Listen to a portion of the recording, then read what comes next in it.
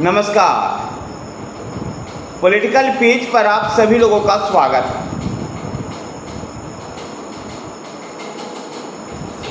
आज हम आज़ादी के स्वतंत्रता दिवस मना रहे हैं, लेकिन इस अवसर पर एक सवाल है जो कोलकाता में आरजेकर हॉस्पिटल से उत्पन्न हुआ।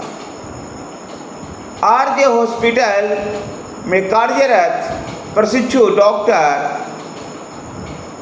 प्रशिक्षु महिला डॉक्टर के साथ जिस प्रकार से गैंग रेप हुआ और उसके बाद जिस प्रकार से उनकी हत्या की गई, एक बड़ा सवाल ये है, क्या इस देश की महिला सुरक्षित है?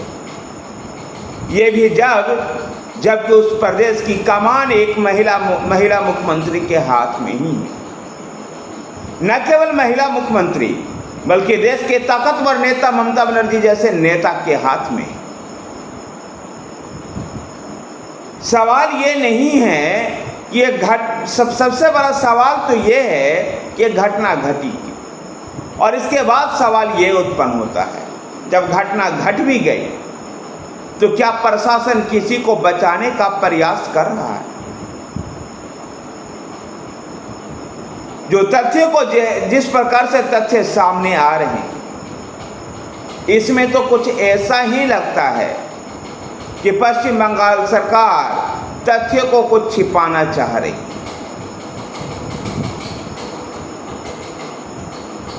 किसी खास व्यक्ति को बचाना चाह रही। नहीं तो आप हॉस्पिटल का, अस्पताल प्रशासन का और पश्चिम बंगाल सरकार, बंगाल पुलिस, इन सब के बयानों को देखिए, जहां पहले उस मेडिकल कॉलेज के प्रिंसिपल इस बात को कहते हैं ये एक आत्महत्या है। पुलिस भी उस प्रशिक्षु महिला डॉक्टर के परिवार वालों को आत्महत्या बताते हैं। फिर बाद में इसमें हत्या का केस जोड़ा जाता है, उसके बाद इसमें रेप का केस जोड़ा जाता है। जब विवाद बहुत अधिक तूल पकड़ने पर इसमें गैंग रेप का मामला है, लेकिन जो बॉडी को देख करके सहज ही किसी को ये ज्ञान हो सकता है कि जब अर्धनग्न अवस्था में किसी की डेड बॉडी मिली है, उसके सीक्रेट स्पॉट से खून निकल रहे हैं, तो क्या ये केवल एक आत्महत्या का प्रयास हो सकता है?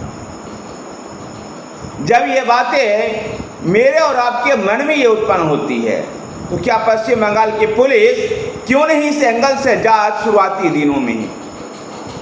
फिर उस मेडिकल कॉलेज के प्रिंसिपल का बयान था हत्या, उसके बाद वो रिजाइन करते हैं और अगले ही 12 घंटे में दूसरे मेडिकल कॉलेज को उनको प्रिंसिपल बना दिया जाता है। मेडिकल कॉलेज के जिस सेमिनार कक्ष में इस महिला प्रशिक्षु डॉक्टर के साथ ये दरिंदगी हुई, उस मेडिकल कॉलेज की एक दीवार को तोड़कर टॉयलेट का निर्माण करवाया जाने लगा। ये सवाल उत्पन्न होता है कि जब इतने दिनों से ये समस्या थी, तो फिर आखिर इस घटना के कुछ ही घंटों बाद वहां पर इस तरह का निर्माण क्यों? क्या तथ्य को छिपाने के प्रयास नहीं? क्या उस क्राइम सीन से कि जो क्राइम सीन में जो तथ्य थे, जो सबूत थे, उसको मिटाने का प्रयास नहीं है? आज एक सवाल है कि आखिर पश्चिम बंगाल की सरकार, कोलकाता पुलिस और अस्पताल प्रशासन किसको बचाना चाह रहा है? पश्चिम बंगाल की पुलिस भी एकमात्र अभियुक्त संजय रॉय को गिरफ्तार कर इसको केवल रेप के अंजाम दे रहा है, लेकिन जिस प्रकार से बॉडी पर चोट के निशान हैं, जिस प्रकार से सीक्रेट पार्ट से ब्लड का निशान है, ये सभी इस बात को बता रहे हैं कि उस महिला प्रशिक्षु डॉक्टर के साथ रेप ही नहीं बल्कि गैंग रेप हुआ है, जो कि जघन्य अपराध है। फिर भी पश्चिम बंगाल की सरकार किसको बचाना चाहती है? ये जवाब तो चाहिए। इस जवाब के लिए देश के डॉक्टर रोड पर उतरे हुए हैं। वी वांट जस्टिस की मांग करते हैं। एक महिला डॉक्टर जो रात को 36 घंटे की ड्यूटी करने के बाद सेमिनार कक्ष में आराम के लिए जाती है और उसके साथ ये दरिंदगी होती है। पुलिस एकमात्र जो दोषी है जिसको अरेस्ट करती है संजय रॉय को, और बाकी सभी गुनाहगारों को अरेस्ट नहीं करती। एक सवाल उत्पन्न होता है संजय रॉय को लेकर के भी।